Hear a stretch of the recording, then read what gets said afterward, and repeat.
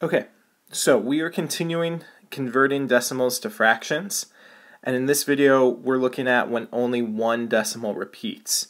So for instance, the decimal we're looking at here is 0.2, and then just the 6 is repeating, so it would be like 0.26666, and so on, right?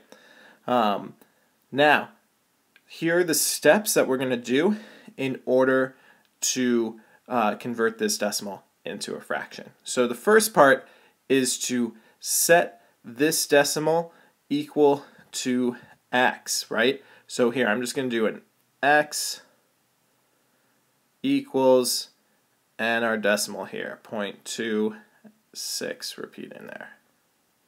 Great.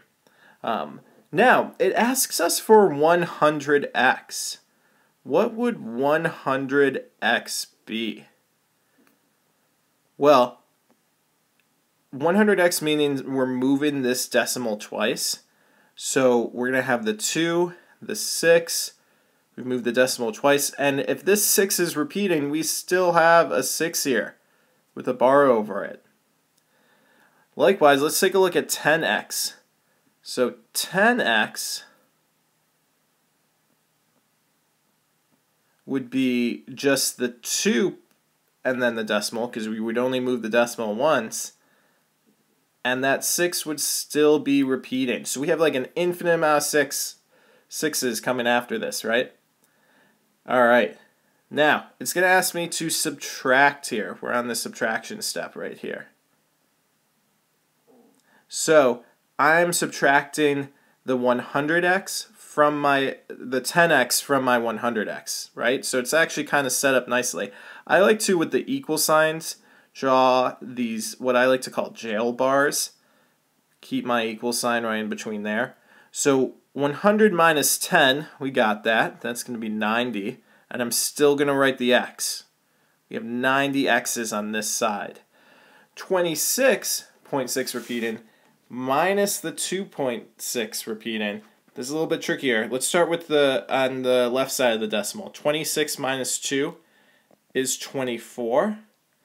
And then we have this 0.6 repeating in both. We're subtracting. So this is just like a 24.0 then. What's nice about this is we no longer have that decimal there because we've subtracted the 0.6 repeating. 26 minus 2 is 24. Alright? Alright. Now, we are going to divide here. Alright? We're going to divide both sides by 90. What that does is now we're just going to be left with x, right? And x here is going to be equal to our 24 over 90. And that can be reduced to an 8 over 30, right? Because 3 goes into 24 8 times, 3 goes into 90 30 times. My question for you is, what can 8 over 30 be reduced as?